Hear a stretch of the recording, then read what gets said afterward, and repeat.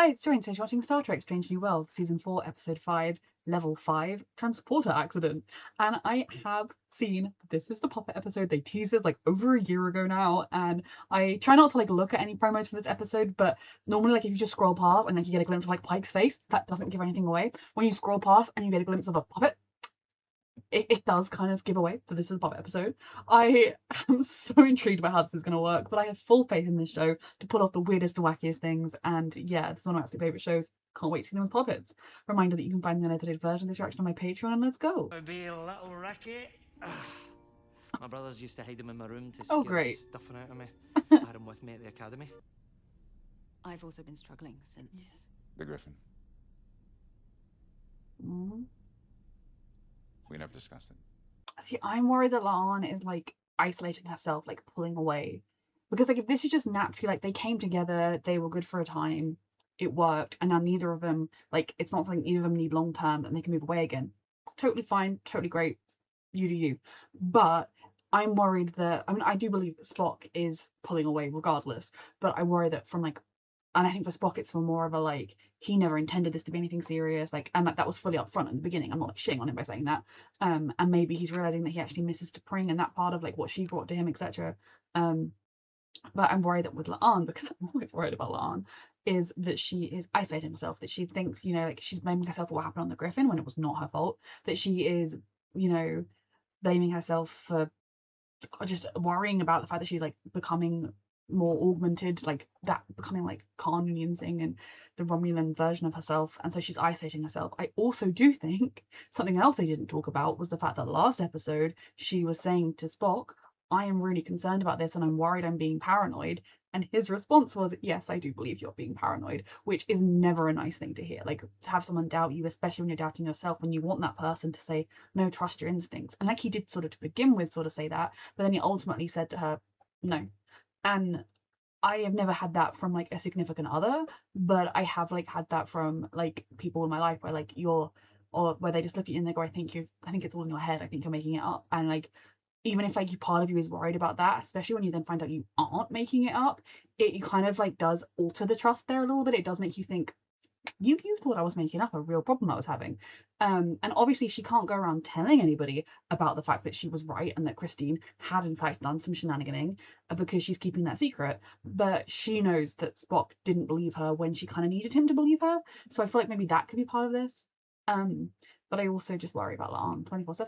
Like, genuinely, I am so stressed, okay? If they could just tell me she's going to survive to the end of season 5 and, like, just have an ending that I don't care what it is, but is an ending where she's alive and happy, I will rest so much more easily. I should have been there for you after what happened with James Kirk. I am sorry. No. You should. It's okay. I didn't come to you either. They both, yeah. Maybe this isn't a deeper... We've been heading in different directions for a while now. Yeah. There's no tragedy in a romance reaching its natural conclusion. I do have agree. no regrets. Okay. I do not. You need to focus on yourself right now. We both do. I know you'll find another way to quiet your mind. She seems really happy and like okay with this decision. I'm getting, I have the sense this is a Spock episode, so we aren't going to follow La'an out that door. But what I would like to do is follow La'an out that door and just make sure that that kind of at peace smile on her face was still on her face when Spock wasn't looking at her. Because like I've said 1,000 times before, as much as I adore the idea of them together, I really love them as a relationship. Like personally, I think they work so well together. Obviously they aren't together in the future, so them just breaking up amicably is like best case scenario for me, because it's not her death warrant. You know, I've been stressed about this. Okay, I know, again, like analysing that scene and what just happened, I do kind of think I did get the sense that their relationship kind of reached its natural course. And I also think it never, like, they found each other at a time when that's what they both needed. They both needed somebody, they both needed that, like, they understood each other, they were there for each other.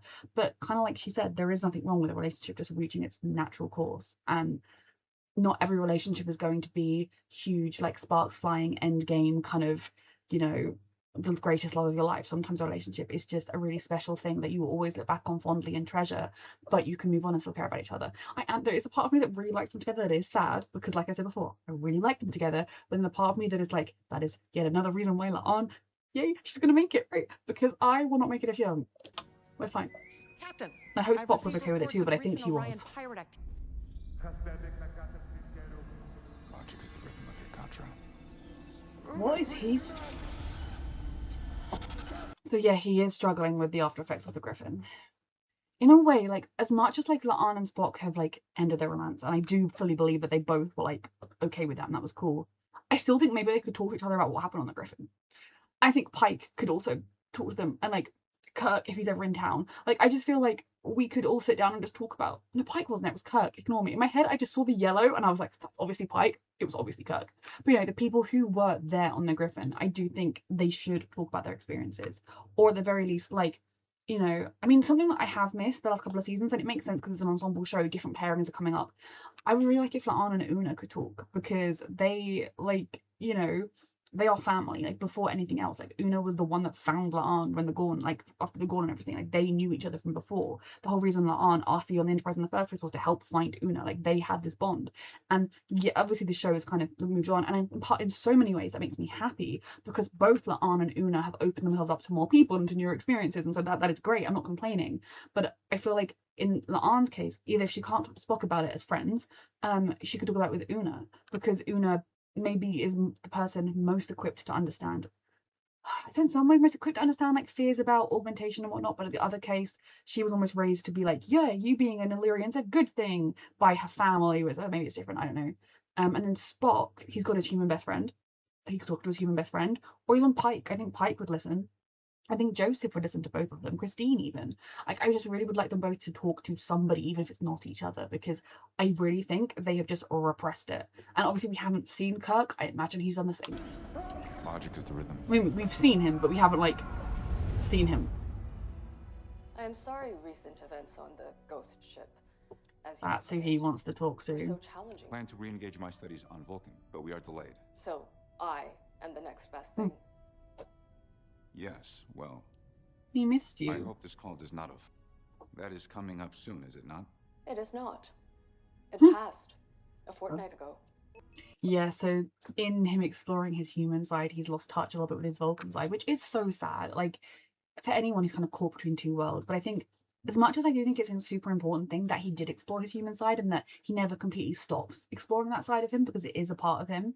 He grew up on Vulcan among Vulcans. The culture he most adheres to, the culture he most feels at home with is Vulcan. And maybe if, you know, Amanda and Sarek had moved to Earth, which Sarek would never have done, if he'd grown up on Earth around human children, only human children, obviously he grew up with Michael, but like, you know, if he'd grown up solely on Earth, maybe he would have been a little bit more human than he is Vulcan, whereas like he kind of comes across as more Vulcan than human. Who knows? Or maybe just Vulcan physiology and like how it makes the brain function would have always been there. I'm not an expert in these things, so I do think like he's always going to come across as that little bit more Vulcan than human. But the sad thing for him, as with so many people who come from like different cultures, is to other Vulcans he'll always seem too human. Though I often think that is just they know he's half human, so they just put that on him rather than it being accurate. And then he's gonna fight. But then, like, if he's finding his way back to this, and obviously we know for the original series he is engaged to T'Pring. Like they go and they like have the wedding, and then someone else is like, no, I want to marry T'Pring, and then that guy does. That's really sad because like Spock's just gonna like wait for her and then be alone and like he could have other options, or even if those options doesn't have to be La'an or even Christine, but like he's just gonna like not have anyone. I mean obviously he can have Jim. I don't know, I don't particularly personally ship them, I know a lot of people do, but like, you know, he doesn't have anyone. And obviously I think having the kind of long-term romances wasn't really as much of a thing I guess in the original I series. do But not know who live a further request. I will only return to your ship if you assure me no hijinks of any kind. I'm so sorry. I'm I not shall like do at my this best. point, like I was gonna say at this point we're quite far into the episode and there haven't been puppets, so maybe that it was like they were just advertising the puppet episode was coming because I just scrolled. But we have seen Little Ricky and he is a puppet, so I'm so sorry to Pring. There are going to be puppet hijinks. But honestly, if you and Spock have any future, you're gonna need to get on board a little bit with hijinks, just a little bit with hijinks. You don't have to be fully on board with hijinks. You have to be a little bit on board with hijinks, which makes me sad because I just talked about it. It's fine. For lack of a And self-worth. Hijinks. Hijinks. A level 5 transporter accident. Oh dear. Oh my god, the puppet hijinks, here we go. I'm so here. Oh, where did they go? Captain. I'm so here for this. I love this stupid show so much. Happened. Ah.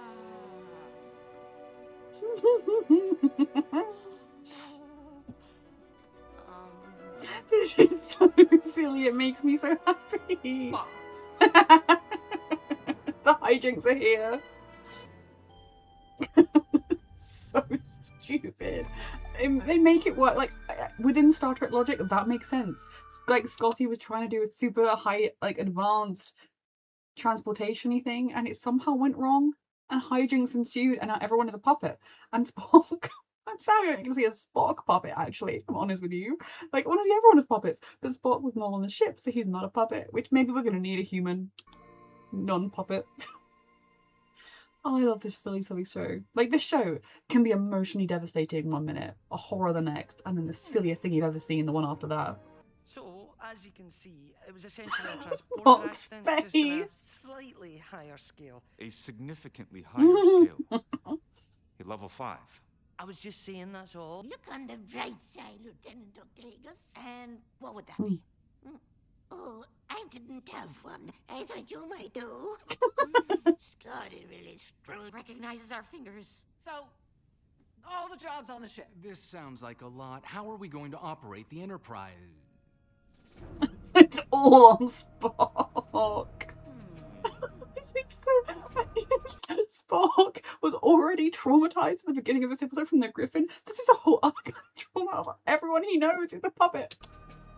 You can hand control anything from here. Understood, Captain. Hand control unrecognized. Hand control unrecognized. Hand control unrecognized. Control. Hand. Logic, Spock. Breathe. Ah. And she's a puppet. Bloody But she's back. hell. I'm still a puppet. To determine if there have been any alterations. Oops. No blood, no lasting damage. Jesus She's Christ. not only alive. Thermal regenerators might not work on us anymore, but apparently we can sew ourselves back together. Oh my god, this is so stupid.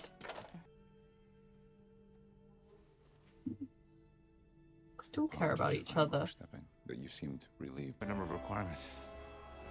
You seem No, to be no. having trouble breathing. Yes. It's not the best way to help with a panic attack, You but slapped me. You are experiencing an overstimulation. I am grateful. that was uncalled for. Gratitude is irrelevant. That was harder. I don't appreciate slapping someone out of a panic attack is one thing. Slapping someone because you're annoyed with them is another. We need into range. I Oh, can't get no. my view much closer yet, but it looks Orion. Spock, can you call it up, please? Oh god. I just want to Looks like an hijinks. Orion interceptor. Are they scanning us? Looks like it. Can they tell we're puppets? We can ignore them for now. In communication. No, wait.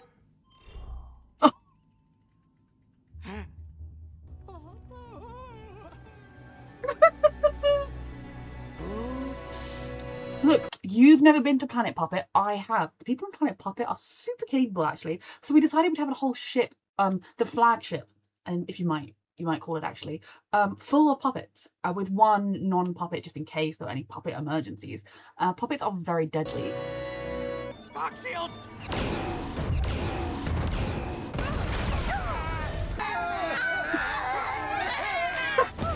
So Shields up. stupid.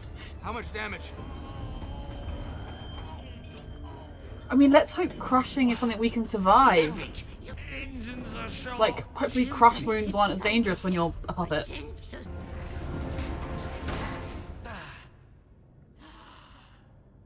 You are no longer stuck underneath the torpedo. Oh, I guess not. They're You were even capable acting of like getting out from under puppets. there the entire time. Hello, Vulcan.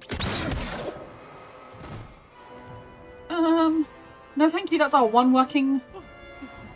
I think I've been saying human, but that is literally just mean person with opposable thumbs and, you know... You've been captured. Your crew are puppets. Give Yeah, us the codes. capable and nobody puppets. gets hurt. We'll be able to fight back in ways you cannot imagine. You will not take our bridge. My beloved puppets! Have it. Right. Tiny fist. No.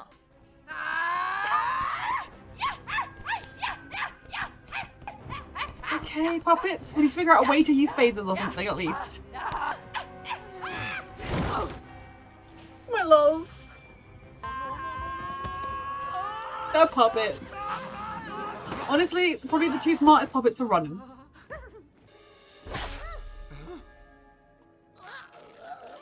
No! We can stitch you back together, Belia! Right? She is on my list, but like, we are gonna lose a character. By my list, I mean the 3 characters in this show who could die. And I'm laughing because we can't lose one of them as a puppet, right? Let the puppets go. They can't do anything to stop us. Well, that was the most foolish thing I you've am ever so said. as fast as I can because I volunteer, and half the people in this room would too. Yeah. Me. I'm shorter and fluffier than usual, but I'm still the captain. And Spock is in trouble. So I'm going to save him. So he can save us. I love how silly this is, yet Just still to be like clear, I serious. will not provide you with this is a certain quality of Orion's, a unique relationship between males and females. Just Are you little saying chit chat. females aren't Admittedly, it has been difficult. Just a little therapy session. Oh, not working. Well, I saw some other Vulcans on the ship. Anyone that could help you? There is one. Okay. What are you doing? Stop giving him information. Any information. It's, It is complicated. Have you had a chance to tell us the control codes I yet? mean, if she No, I have threatens the not. helpless I puppets. assume you will now threaten to throw me out of the airline. Oh, So no. throw him out instead. We gave you plenty of time to help us. You're the only one who could possibly. Okay, but do puppets need to breathe? We do not. Puppets can have arms chopped off, they're reattached. Whole body chopped in half, reattached. They're totally fine. Do puppets need to breathe or not freeze to death? Because we could just, Pike can just float around as a little puppet in space and we can pick him up later, right? Like that could be fine, right?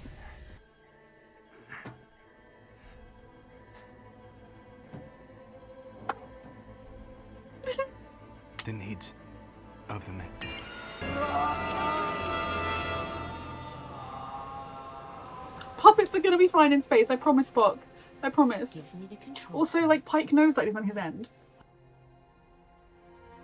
Spock doesn't know, but I know. And Pike, like, I mean, Spock knows Pike's, you know what I mean.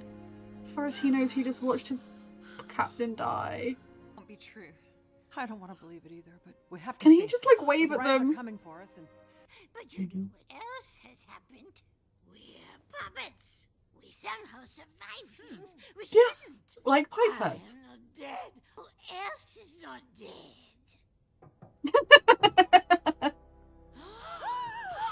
This is so wonderful.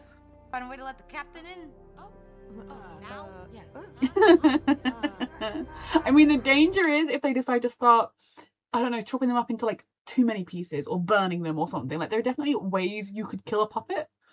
Yes, we have disadvantages, but we also have advantages. Can we open a door? definitely not. At least How did- not without a great struggle. Yeah. But we can also hurl ourselves strategically. We have the element of I love this so surprise. much. Exactly. And most important.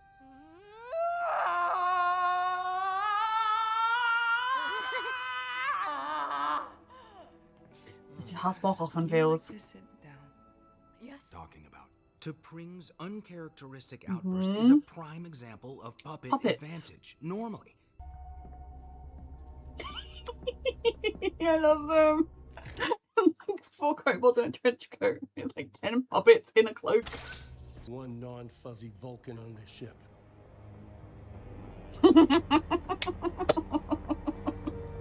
That's so stupid. on number 1. Let's do it.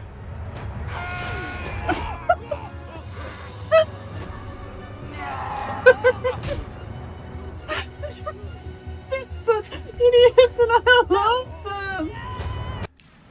Threatening someone. Anyway, I Yeah, figured if you fire. wouldn't give up the codes to save your captain, Don't give him the code, Spock. Pike is alive. Was and it he needs to her? get to the bridge. Oh, He ca- man. And I am a Vulcan puppet. I do not feel pain. You do. The only actual lie was the last. My hand does hurt quite a bit. Oh. I'm genuinely sorry.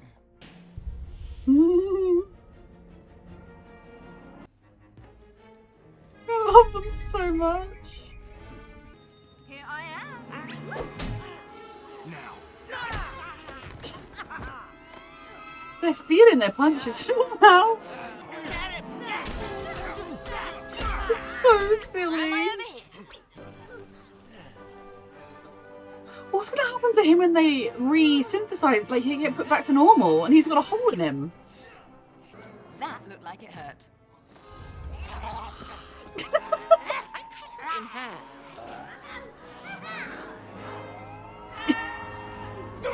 Hijinks and pandemonium. I know this is a lot, but this situation cannot currently be met with logic. Exactly. Even I know this. What do you mean? These hijinks are not the obstacle. Exactly.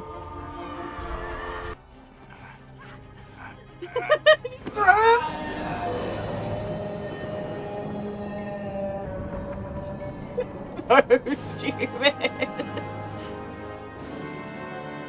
I think she was enjoying the puppet attack until it hit her. He turned off life support from my powerful new chair. So now, you're all going to pass out in 3, 2.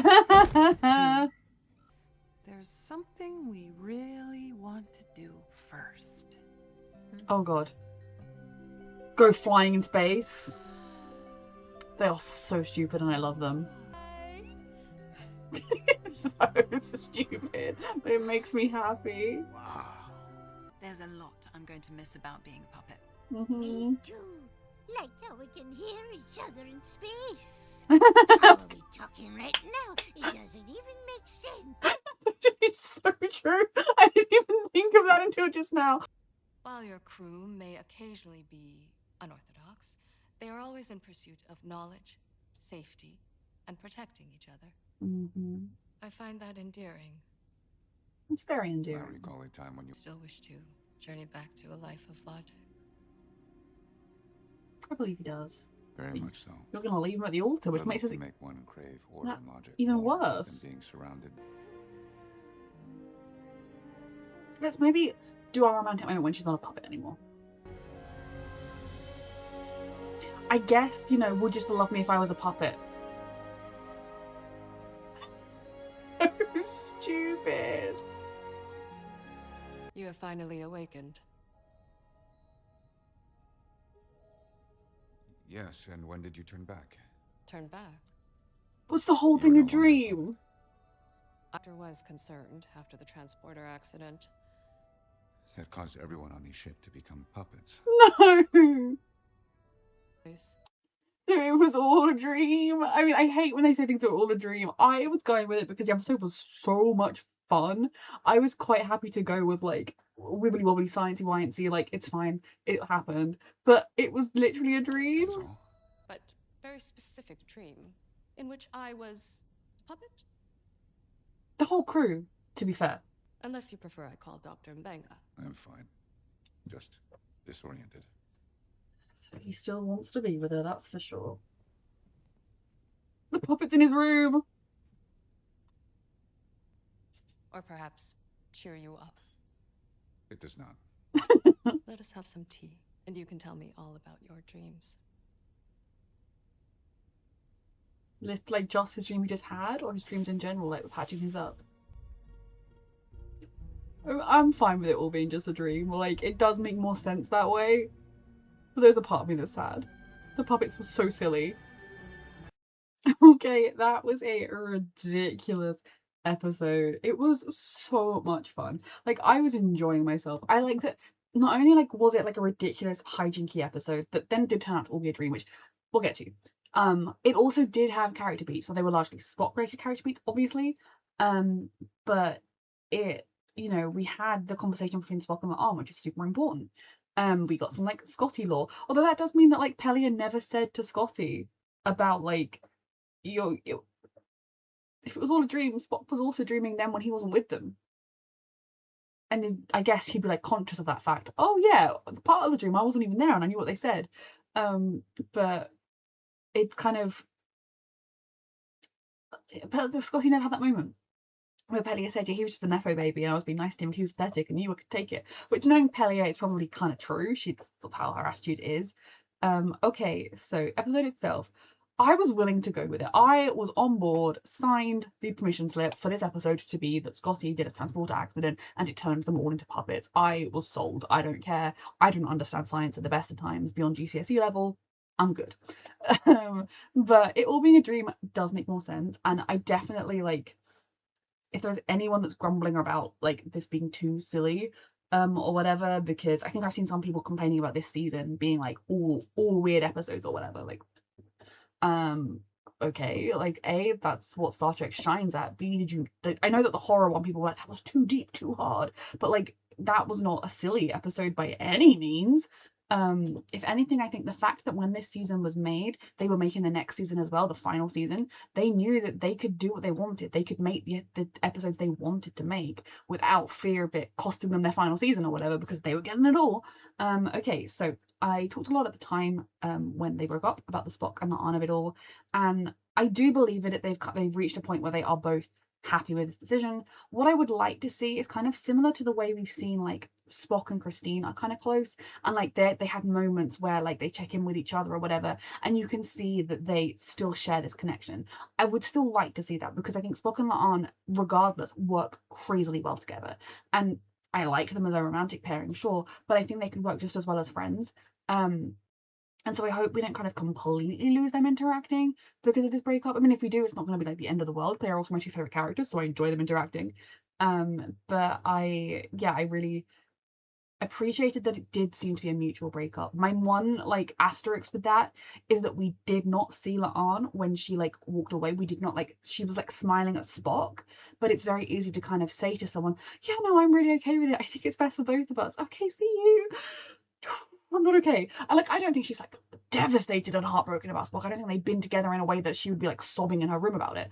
But I'm worried about Lan, and I'm worried that she's actually breaking up with him because she's isolating herself rather than breaking up with him because she doesn't want to be with him, or because she's picking up vibes that he doesn't want to be with her rather than because it's what she wants. And like, again, like, I think it's probably for the better, also for her like survival chances if they aren't together when the season ends. But I'm stressed about her mental well-being, right? Okay, and like, he wasn't wrong that they didn't talk about the Griffin, and I think to an extent, like when he said, oh yeah, like I should have like talked to you about you went through the Griffin, and she said, well, I avoided you. I guess in a way they both should have been there for each other with what happened on the Griffin. She should have asked him about what he experienced, and he should have asked her about what she experienced. But I think in some ways what they experienced was so viscerally terrifying and specific to some of their deepest and worst traumas and fears. It can be incredibly hard to share that with somebody. But maybe the fact that neither of them felt able to is quite indicative of the fact that their relationship was ending. Although I wouldn't let them be friends. I just really hope that like they've talked to somebody about it, like I said. But for me, Spock's biggest like red flag in this relationship was the last episode. Even though I didn't totally like think he was wrong in doubting, like, because La'an herself had been like, I'm being paranoid, and then she was like, there's no evidence of this thing, but I think there's this thing. I get why you would think she was being paranoid, but I was kind of like, yeah, this relationship isn't going anywhere. And we kind of had him with Pring. For him, romance wise, obviously he and La'an are now just friends. Like I said before, I would like to see, like, when they were together, we'd have little moments like where just in a wider scene they do something cute in the corner. Like, he bought her coffee one time. I watched the show the first 3 seasons endlessly on repeat. I have seen everything. Like, I would like to see like intense moments, them looking to each other for reassurance, or for like, do you have an idea? Like, not necessarily like, I'm scared, you know, just like, you know, in the way that when they were, because they have this bond, the relationship has ended well. It's not like either of them have done anything wrong to fuck it up. It's not even kind of like Christine and Spock, which kind of ended a bit fraughtly with him wanting it more than she did and her pulling away and all that kind of shenanigan. They're okay with things now, thank goodness. It's ended well, so I would hope we still get together and don't know. But then romantic, them interacting and being like a good team. Then we have obviously Spock, who has realized he wants to be with the Pring, and I think to an extent it does make sense. Like, his 24/7, his every day is the human part of him. He's constantly surrounded by humans. Like 90% of Star Trek, Starfleet at this point, if not more, are human. And so for him to kind of keep contact in a way with his Vulcan side, it would be healthy for him to have a Vulcan significant other. I think also just Vulcan friends, like if he could just have other Vulcans to speak to. But at this time especially, other Vulcans look down on him. Like, it is, T'Pring is actually crazily progressive for the fact that she finds his human side endearing and was able to look at the chaos that is our Enterprise crew and be like, I'm okay, admittedly that was the puppet head that said this, but you know, to kind of be pro-human at all is incredibly progressive of her, as we saw with her parents. And I do think in some ways she would be a good match for him because she does sort of see that side of him. But the issue being, we know they don't end up together because she like someone else says like speak now or forever hold your peace, and somebody else does some Taylor Swift in and speaks now, and you know they don't get married. So that's kind of really sad when you think like Spock actually really liked her, because obviously in the original series, again, I've watched like 10 episodes of the original series. I have not watched much. It's very old. Like, I do struggle with watching like older things, but like a wonderful patron did in fact sponsor me to watch 10 episodes that would be like relevant for things that would be happening now, and one of those was the T'Pring episode. So I don't know if she was mentioned before or after. I do think older television shows tended to be very standalone-y. Like, each episode would have its thing. There weren't as big a thing with overrunning plot arcs and like a slow burn romance, or you know, like a character having a girlfriend here and then that being a regular thing that comes up. Like, it was kind of one day Spock said, hey, we need to go to Vulcan for my wedding, and they all went, your wedding? And then, so in that sense there wasn't like an indication in that of how attached he was to T'Pring, because you know, he could have just been, oh, it's an arranged marriage, or I like her a lot, but yeah, we fine. And then, oh, okay, she's marrying someone else, that's okay. Or like this Spock, I think, would be really upset if they got to their wedding day and then someone else came and challenged him. Like, he would be upset about that because he likes her a lot. Like, he's in love with her. I'm just very relieved that they ended the La'an and Spock thing amicably before we got to any like cheating-y stuff, because there was enough of that with Christine and Spock entering in the first couple of seasons. But yeah, for Spock's sake, I think it's kind of natural, because in some ways, like, it was a little bit like, oh my god, was his name Boimer? Jack Quaid's character from Lower Decks. Can't for the life of me remember what it was called, unless it was what I just said. Because I have not seen Lower Decks. I've just seen that episode several times when I've rewatched the show. You know, he made a point to Christine, which is what made her pull away, of he's too human. Like, that isn't who Spock is. And in some ways, I think it's important that we're seeing here him naturally coming to the conclusion that he is losing touch with his Vulcan part of himself and is uncomfortable about that fact and doesn't like it, rather than it just being, oh yeah, well, Christine broke up with him because of it, so he's going to be sad, so it's going to be a sad Vulcan for her, because that was kind of sad. Whereas in this case, it's more like he's kind of thrown himself into his more human side of things, and he liked it fine, but it meant he lost some touch with his Vulcan side, and that stressed him out, that made him uncomfortable, that made him unbalanced. And so now he can kind of re-embrace his Vulcan side, but with a much better understanding of the humanness within him, and without kind of keeping that bit cut off or that bit kind of like pushed to the side as inferior. He's like, I get it, I respect it, I can tap into that as and when I need to, but this is who I am and who I want to be. And I think that's a far healthier way for them to bring Spock to being the Spock that is in the original series, who appears very Vulcan.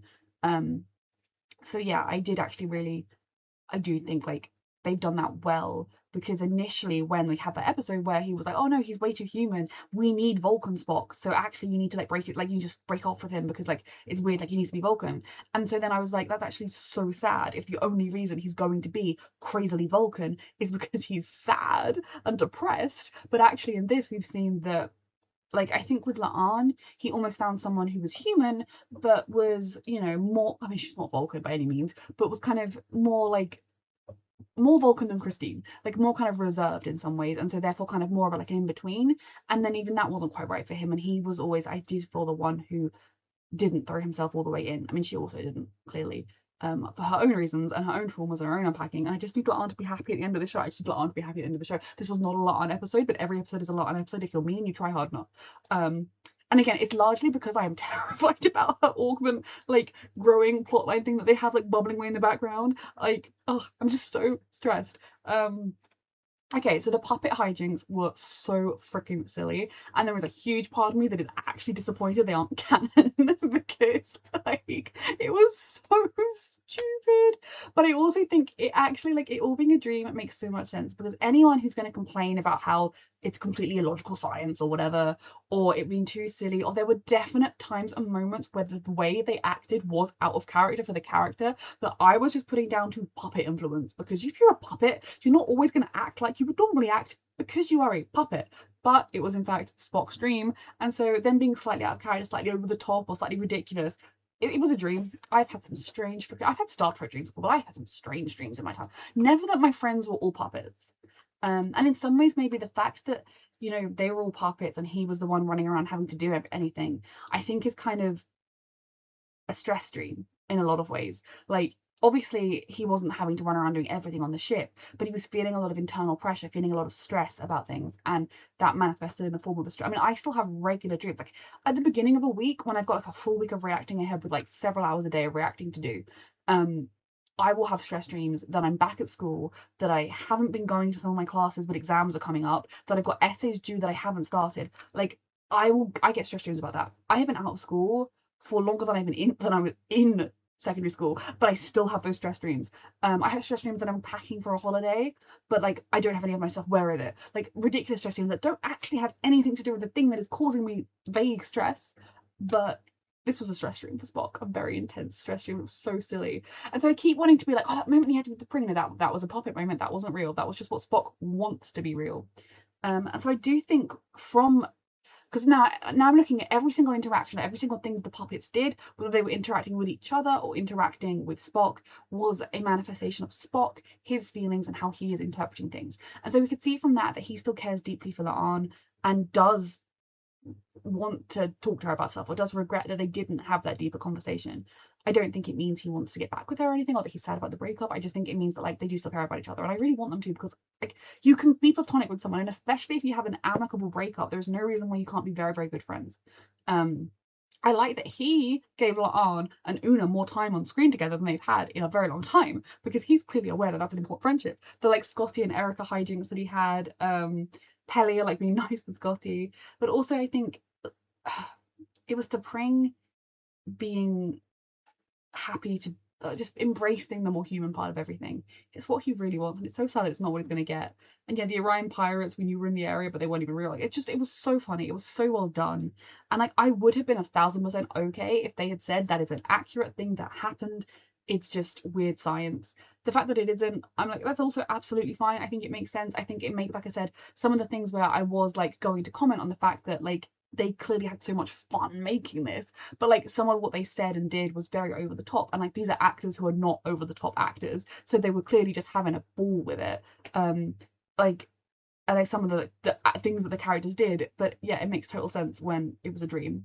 So yeah, I really love this episode. I think it was an important one for Spock's development, and I really do think it kind of showcases that we've watched him over the course of this show exploring his human side, both first of all accepting that as something he needed to do and wanted to do, exploring it, letting it in, beginning to lose touch with some of his Vulcan side, and then reconnecting with that. And I think he will only be a stronger person going forward. And as we all know, Spock is wonderful. A reminder that you can find the unedited version of this reaction on my Patreon, and thank you so much for watching.